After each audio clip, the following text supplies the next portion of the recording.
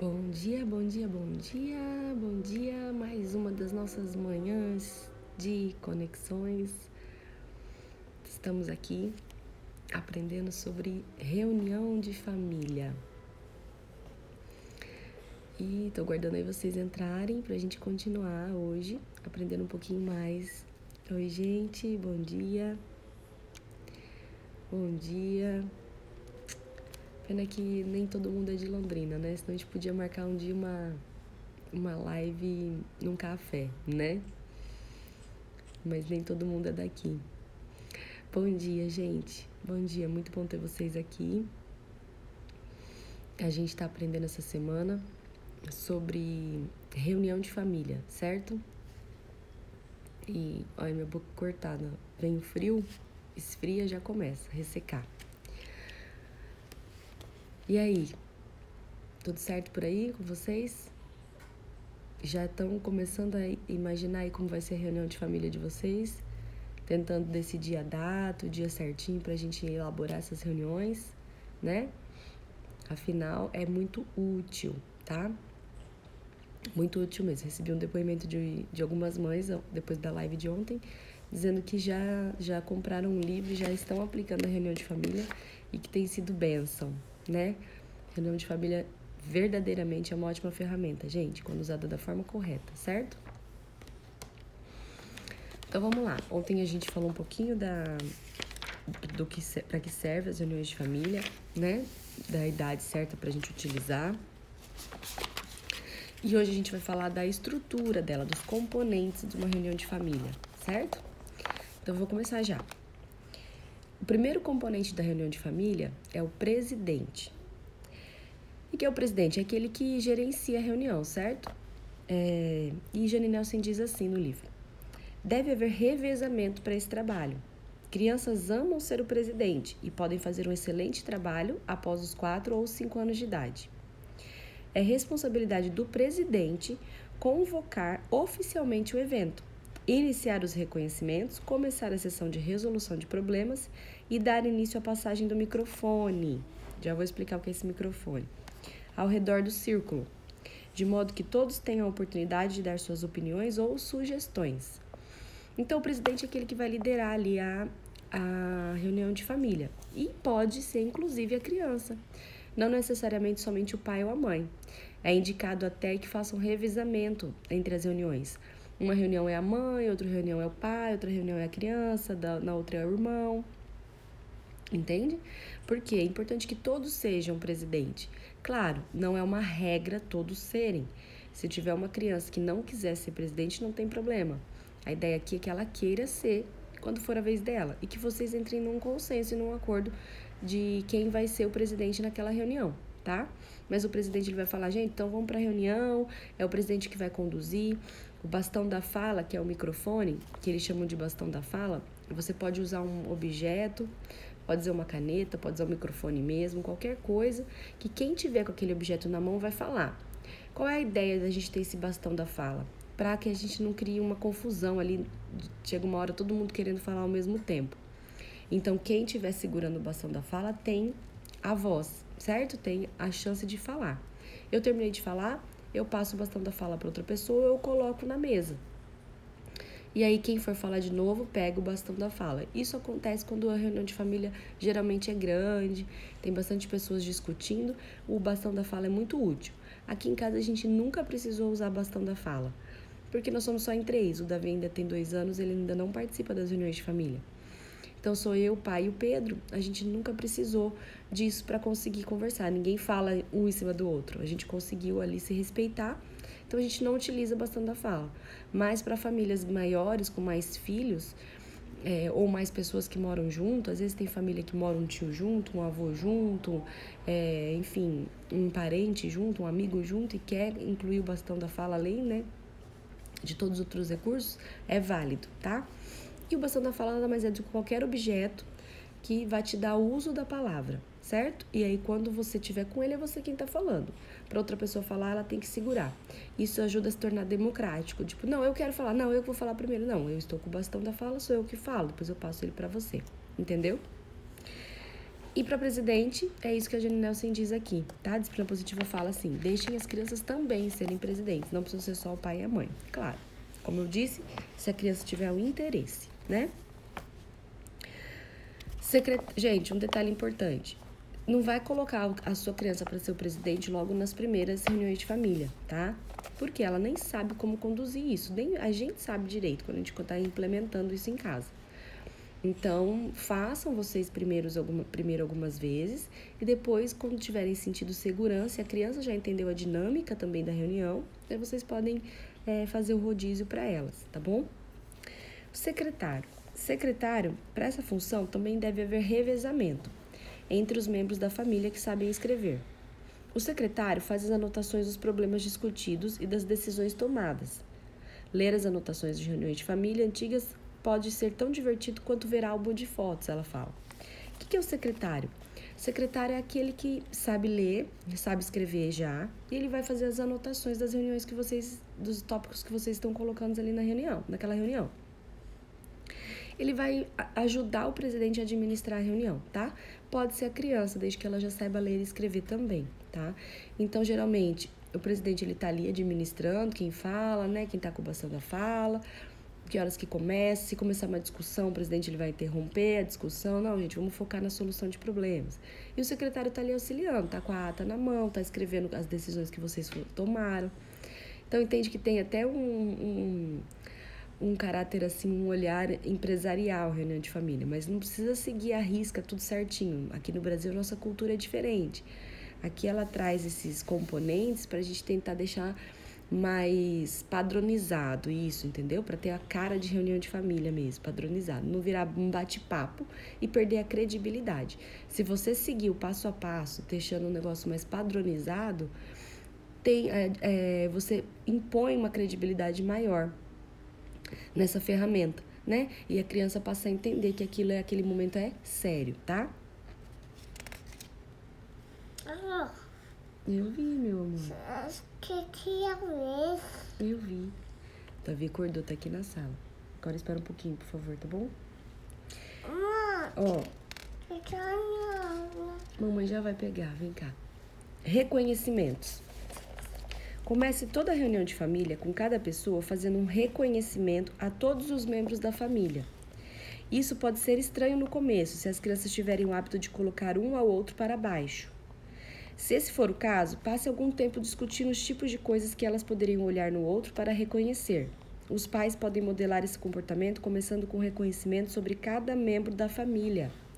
Além disso, se você vê algo bom acontecendo entre as crianças, lembre-as de falar disso nos reconhecimentos. Você ainda pode sugerir que elas escrevam isso na pauta para se lembrarem. Então, o que é esse tópico aqui, gente? Reconhecimentos. Antes de vocês começarem os tópicos e os assuntos importantes da reunião, façam elogios, reconhecimentos, encorajamentos, frases de gratidão, tá? Aqui em casa a gente costuma começar ou com gratidão, ou a gente fala assim, fala alguma coisa que você gosta que o papai faz. Uma coisa que a gente gosta, cada um faz. Então, eu falo, eu gosto quando o Pedro faz isso, né? Então, eu gosto do cafuné do Pedro, eu gosto quando o Pedro brinca disso, né? A gente fala o que a gente gosta. E o Pedro fala, eu gosto quando a mamãe faz estrogonofe, né? Eu gosto quando a mamãe brinca de esconde-esconde, eu gosto quando o papai joga bola. A gente começa algumas reuniões assim para ficar mais descontraído. Sabe o quebra-gelo? Quando a gente faz reuniões, e sempre tem um quebra-gelo, é como se fosse o quebra-gelo, tá? Essa parte.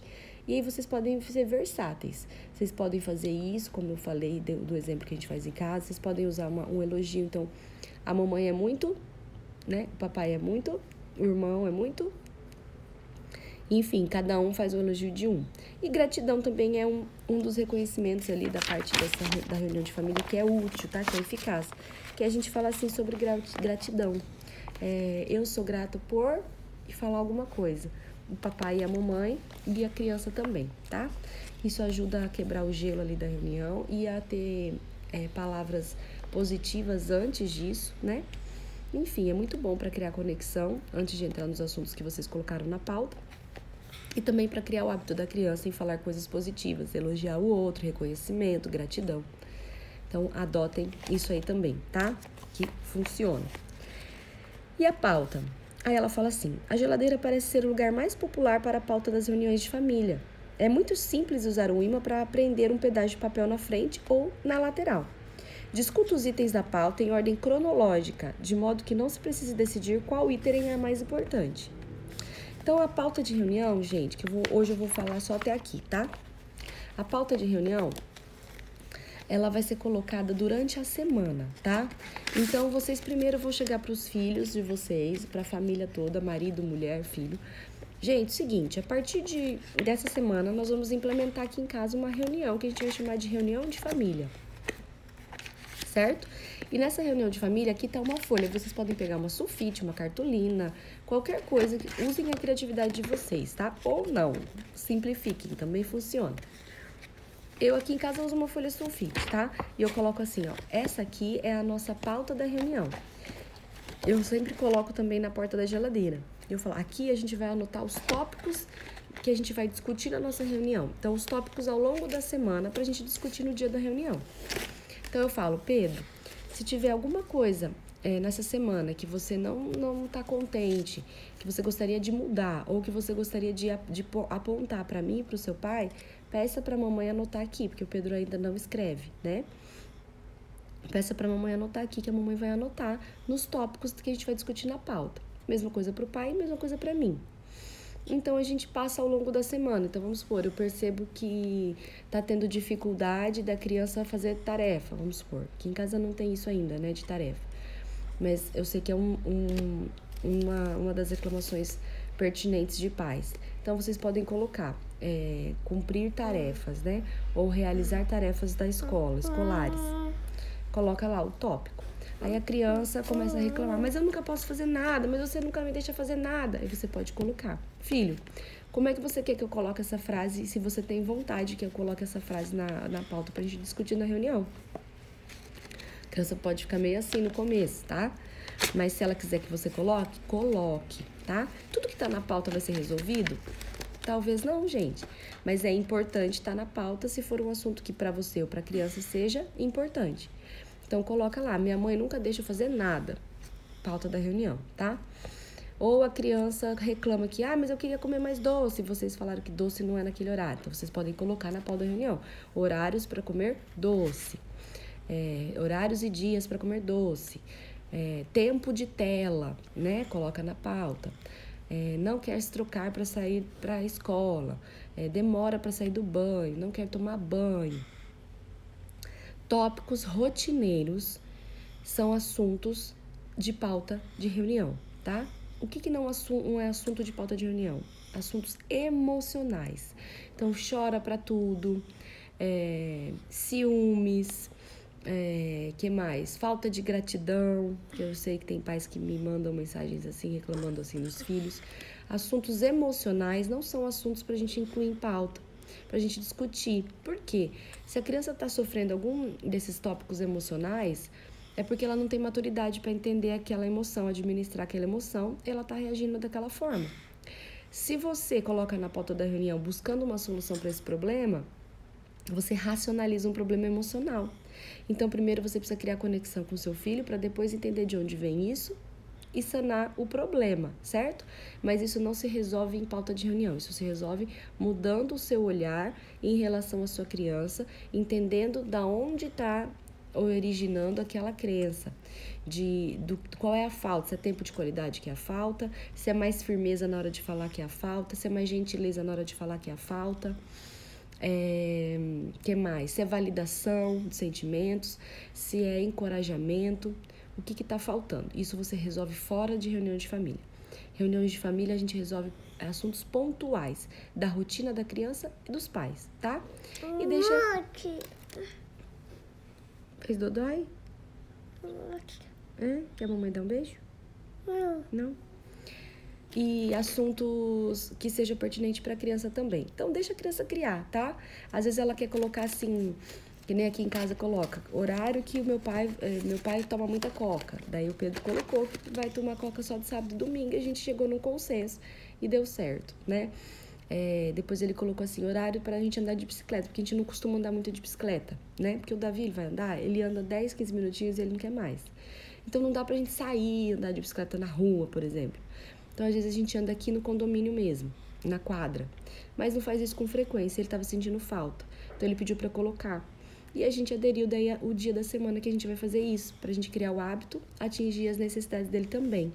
É importante a gente colocar assuntos assim na pauta para a criança entender que a pauta de reunião e a reunião de família não é um lugar onde todo mundo vai só criticar as coisas que ela faz, tá? Porque se você só coloca tópicos de crítica à criança, ela não vai gostar mais da reunião de família. Pô, a gente faz uma reunião de família, mas é só para me detonar, entendeu? Então, não criem esse olhar na reunião de família de detonação, de apontar só defeito da criança, de apontar só falha da criança, porque senão não vai ser legal, a criança não vai gostar de fazer, de participar, tá?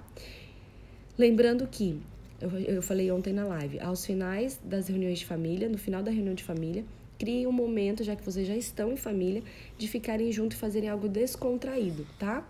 Então, a reunião de família pode terminar num jogo, pode terminar numa brincadeira, pode terminar assistindo um filme de vez em quando, lembrando que não é sempre que vocês precisam terminar em filme, porque senão não é tempo de qualidade. A partir do momento que tem uma tela, se torna um vício sempre acabar em filme, não é um tempo de qualidade, certo?